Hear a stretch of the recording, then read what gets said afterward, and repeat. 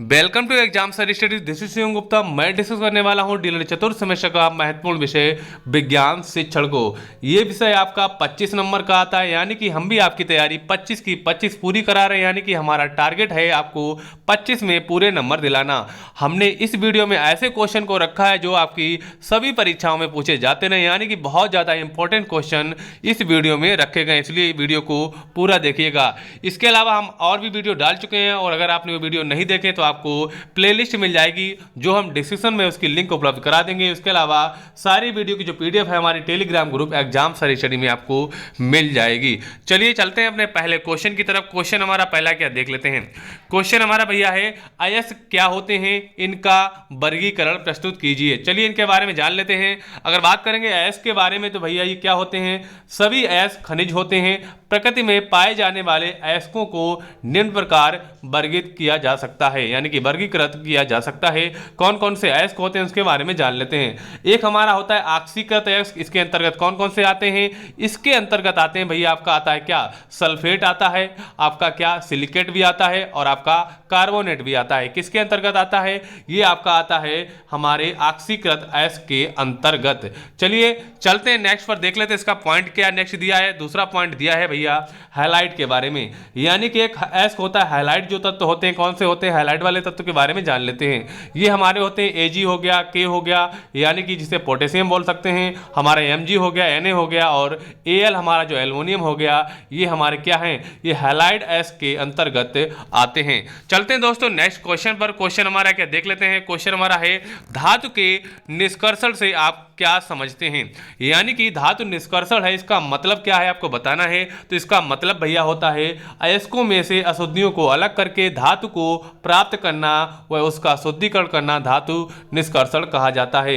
यानी कि जो तत्व हैं हमारे, जैसे कि लोहा है, नीचे से जब जमीन से निकाला जाता है तब वो शुद्ध नहीं होता है, उसको शुद्ध बनाने के लिए एक निष्कर्षण विधि होती है। वही विधि जो हमारी होती है क्या कहलाती है, वही विधि कहलाती है भैया धातु निष्कर्षण विधि। चाहे हमारा चांदी हो, चाहे सोना हो, चाहे कॉपर हो, सभी का निष्कर्षण किया जाता है, तभी उसमें अशुद्धियां अलग करके शुद्ध रूप में प्राप्त किया जाता है। चलते हैं दोस्तों अपने अगले क्वेश्चन की तरफ। क्वेश्चन हमारा क्या देख लेते हैं। क्वेश्चन हमारा है, चुंबकीय पृथक्करण विधि क्या है। अब बात आ गई भैया किसकी, चुंबकीय पृथक्करण विधि की। इसके पहले हमने क्या पढ़ा था, इससे पहले पढ़ा था धातु निष्कर्षण के बारे में। चलिए इसके बारे में भी जान लेते हैं।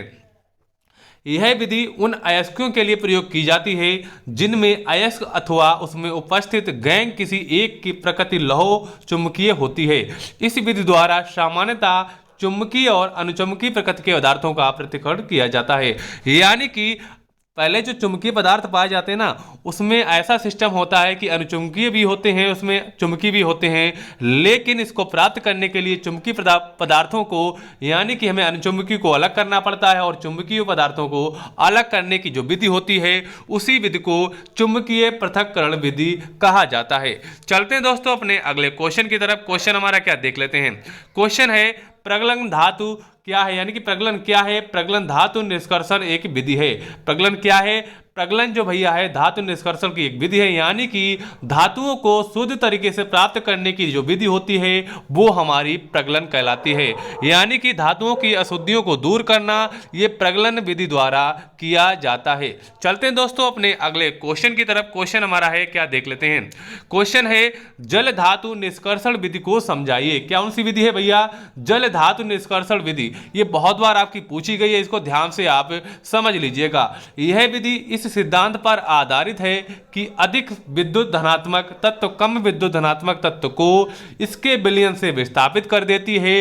इस विधि में सांद्रित अयस्क के विलयन की क्रिया उचित अभिकर्मक के साथ कराने पर कम सक्रिय धातु अपेक्षित अवक्षेपित हो जाती है। क्या दिया इसमें कि यह विधि सिद्धांत पर आधारित है कि अधिक विद्युत धनात्मक तत्व कम विद्युत धनात्मक तत्व को इसके विलयन से विस्थापित कर देती है, और इस विधि में सांद्रित अयस्क के विलयन की क्रिया उचित अभिकर्मक के साथ कराने पर कम सक्रिय धातु अवक्षेपित हो जाती है। यह हमारी हो जाएगी जल धातु निष्कर्षण विधि हो जाएगी। चलते हैं दोस्तों अपने अगले क्वेश्चन की तरफ। क्वेश्चन हमारा क्या देख लेते हैं। क्वेश्चन है, विद्युत अपघटनी विधि क्या है।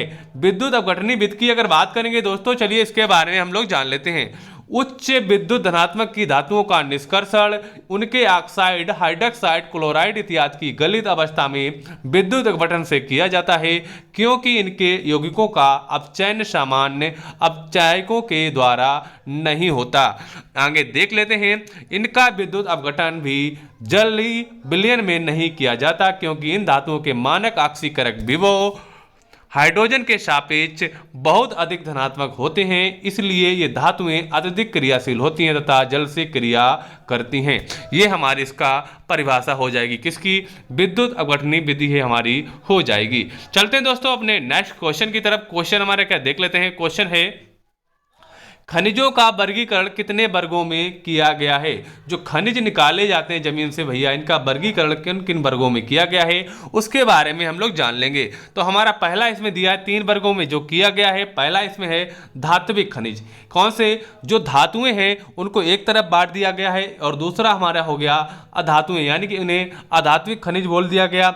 और तीसरा हमारा हो गया खनिज ईंधन, यानी कि जैसे कि पेट्रोलियम हो गया, डीजल जैसे पदार्थ हो गए, ग्रीस है, ये हमारे पेट्रोलियम ईंधन के अंतर्गत आते हैं या खनिज ईंधन के अंतर्गत आते हैं। यानी कि इनको 3 चरणों में भैया बांट दिया गया है। कौन से चरण हैं? धात्विक खनिज, अधात्विक खनिज और खनिज ईंधन। चलते हैं दोस्तों अपने अगले क्वेश्चन की तरफ। क्वेश्चन हमारा क्या देख लेते हैं। क्वेश्चन है, फेन प्लवन विधि में किस तरह के अयस्कों का सांद्रण किया जाता है? अगर बात करेंगे फेन प्लवन विधि की, तो भैया इसमें क्या होता है, इसका नियम है कि इस विधि में हल्के, कौन से हल्के अयस्कों का सांद्रण किया जाता है। क्वेश्चन आपका आएगा विकल्पी में आ सकता है या अति लघुत्तरी में आएगा भैया कि फेन प्लवन विधि में किस तरह के अयस्क किया जाता है, इसमें दिया जाएगा, बता देंगे साफ साफ कि भैया क्या हल्के अयस्कों का किया जाता है। किसका? हल्के अयस्कों का सांद्रण किया जाता है, वो हमारी फेन प्लवन विधि कहलाती है। चलिए अब जान लेते हैं मेंडलीव की सारणी के बारे में, और इसके बारे में देख लेते हैं। इसमें क्वेश्चन दिया है कि मेंडलीव की आवर्त सारणी के सामान्य लक्षण क्या हैं। इनके लक्षणों की अगर बात करें, चलिए देख लेते हैं इनके कौन कौन से लक्षण इसमें दिए गए हैं। पहले लक्षण की अगर बात करें दोस्तों, पहला दिया है कि प्रत्येक आवर्त में तत्वों की अवस्था उनके बढ़ते परमाणु द्रव्यमान के क्रम में होती है। क्या मतलब? बढ़ते परमाणु द्रव्यमान, यानी कि उनका जो द्रव्यमान है आरोही क्रम रहेगा, क्या रहेगा? परमाणु द्रव्यमान का रहेगा, ना कि क्रमांक का। चलिए दूसरे ऑप्शन में देख लेते हैं। पॉइंट क्या दूसरा दिया है, एक समूह में स्थित तत्वों की गुण समानता होती है, यानी कि एक समूह में जो तत्व होते हैं उनमें समानता पाई जाती है। किसमें? उनके गुणों में समानता पाई जाती है। सारणी में रिक्त स्थान वाले तत्वों के गुणों को पहले से ही बताया जा सकता है। जो रिक्त स्थान हैं जो सारणी में छोड़ दिए जाते हैं, यानी कि उनकी आवर्त सारणी में, तो उनके रिक्त स्थानों को पहले ही बताया जा सकता है। चलते हैं दोस्तों अपने अगले क्वेश्चन की तरफ। क्वेश्चन हमारा क्या देख लेते हैं। क्वेश्चन है, किसी वर्ग क्रमांक से क्या प्रदर्शित होता है? अगर बात करेंगे वर्ग क्रमांक के बारे में, तो दिया इसमें है कि वर्ग क्रमांक से तत्वों की संख्या प्रदर्शित होती है। क्या होता है? वर्ग क्रमांक से भैया तत्वों की संख्या प्रदर्शित होती है। चलते हैं नेक्स्ट क्वेश्चन पर। क्वेश्चन हमारा है, आवर्त सारणी के वर्गों की विशेषता क्या है? अगर इसकी विशेषताओं की बात करेंगे तो जान लेते हैं इनकी विशेषताएं, कौन कौन सी विशेषताएं इसमें दी हुई हैं। विशेषताओं की अगर बात करेंगे तो एक ही क्या है, एक ही उपवर्ग के तत्वों के गुणों में आपस में समानता होती है, परंतु उसी वर्ग के दूसरे उपवर्ग के तत्वों के गुणों में भिन्नता होती है। नेक्स्ट की अगर बात करेंगे तो एक ही उपवर्ग में ऊपर से नीचे जाने पर तत्वों के भौतिक एवं रासायनिक गुणों में क्रमिक परिवर्तन होता है। क्या होता है? क्रमिक परिवर्तन होता है। किसमें होता है? भौतिक एवं रासायनिक गुणों में। चलने दोस्तों नेक्स्ट क्वेश्चन पर। क्वेश्चन है हमारा, संशोधित आधुनिक आवर्त सारणी में कितने आवर्त होते हैं? अगर बात करेंगे आवर्त सारणी में आवर्तों की, तो संशोधित आधुनिक आवर्त सारणी में कितने? कुल 7 होते हैं। कितने होते हैं? कुल 7 आवर्त होते हैं। कितने? 7 आवर्त आप याद रखेंगे, टोटल 7 आवर्त होते हैं। चलते हैं अपने नेक्स्ट क्वेश्चन पर। क्वेश्चन है, अति लघु आवर्त में कितने तत्व होते हैं? अति लघु आवर्त में भैया केवल 2 तत्व होते हैं। कितने होते हैं? केवल 2 तत्व होते हैं। केवल 2 तत्व होते हैं। दीर्घ आवर्त में कितने तत्व होते हैं? अगर दीर्घ की बात करेंगे तो भैया इसमें 18 तत्व होते हैं। कितने होते हैं? 18 तत्व होते हैं, यानी कि इसके चौथे एवं 5वें आवर्त में 18 तत्व होते हैं। चलते हैं नेक्स्ट बार। नेक्स्ट क्वेश्चन हमारा है, मेंडलीव की आवर्त सारणी के कोई 2 लाभ बताइए। अगर इनकी लाभ की बात करेंगे तो हमारा पहला लाभ क्या हो जाएगा?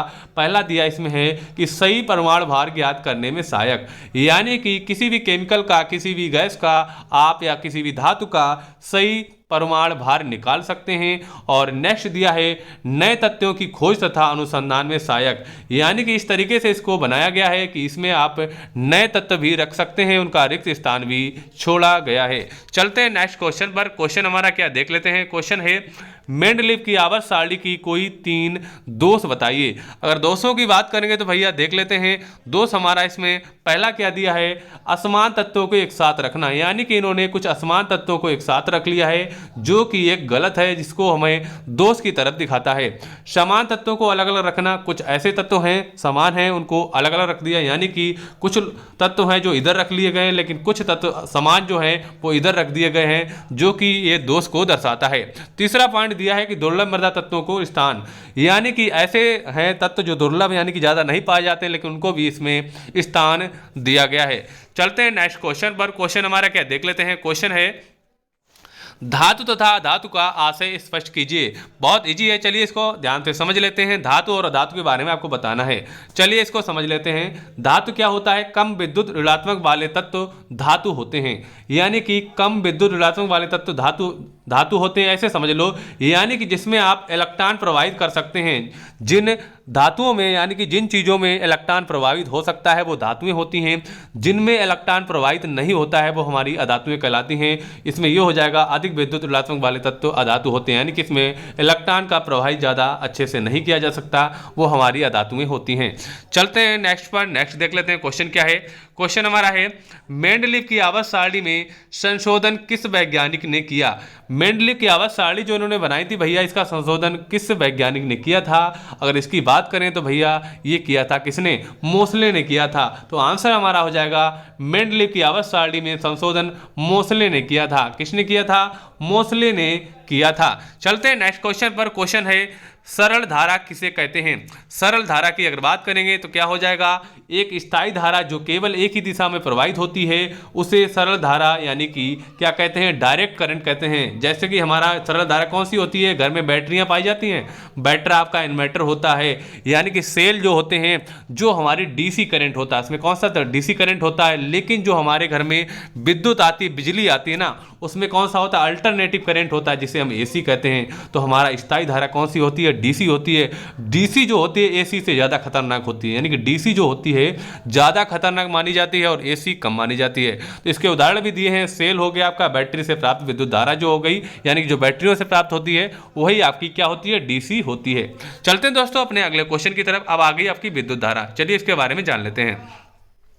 विद्युत धारा के स्रोत, विद्युत धारा के स्रोत कौन से, इसके भी सेल, एसी के भी सेल आते हैं। एक जनित्र यानी कि जनरेटर हो गया। जनरेटर आपने शादियों में बहुत सारी जगह देखा होगा, बैंकों में भी यूज होता है, यानी घर में भी लोग यूज करते हैं। वो किसका बनाता है, वो भैया एसी बनाता है। क्या निकालता है, वो एसी करंट निकाल के देता है। चलते हैं नेक्स्ट क्वेश्चन पर। क्वेश्चन हमारा है विद्युत वाहक बल किसे कहते हैं। अगर बात करेंगे विद्युत वाहक बल के बारे में, चलिए जान लेते हैं। एक विद्युत सेल के संपूर्ण परिपथ में 1 कूलाम आवेश प्रवाहित होने के लिए सेल से जो ऊर्जा प्राप्त होती है उसे सेल का विद्युत वाहक बल कहते हैं। क्या दिया है कि एक विद्युत सेल के संपूर्ण परिपथ में 1 कूलाम आवेश प्रवाहित होने के लिए सेल से जो ऊर्जा प्राप्त होती है उसे विद्युत वाहक बल कहा जाता है। चलिए जान लेते हैं एमीटर के बारे में। एमीटर क्या होता है, अगर आप प्रयोगशाला में गए होंगे 12th में, हाई स्कूल में, तो आपने प्रयोगशाला में एमीटर जरूर देखा होगा। चलिए एमीटर के बारे में जान लेते हैं। एमीटर क्या दिया है, विद्युत परिपथ में विद्युत धारा की माप के लिए जिस उपकरण का प्रयोग किया जाता है वो हमारा क्या कहलाता है, अमीटर कहलाता है। इससे क्या नापी जाती है, इससे भैया धारा नापी जाती है। धारा किसको डिनोट करते हैं, आई से डिनोट करते हैं, तो धारा नापी जाती है किससे, एमीटर से। चलते हैं नेक्स्ट पे चलते हैं। नेक्स्ट दिया है वोल्ट मीटर किसे कहते हैं। चलिए वोल्ट मीटर के बारे में जान लेते हैं। चालक के सिरों के बीच विभवांतर को ज्ञात करने या विभवांतर के मापन के लिए वोल्ट मीटर का प्रयोग किया जाता है, यानी कि इससे हम बी नापते हैं, यानी कि विभवांतर नापते हैं, वो हमारा क्या होता है, वोल्ट मीटर होता है। चलिए अब पढ़ लेते हैं प्रतिरोध के बारे में। प्रतिरोध आप जानते होंगे, प्रतिरोध क्या होता है।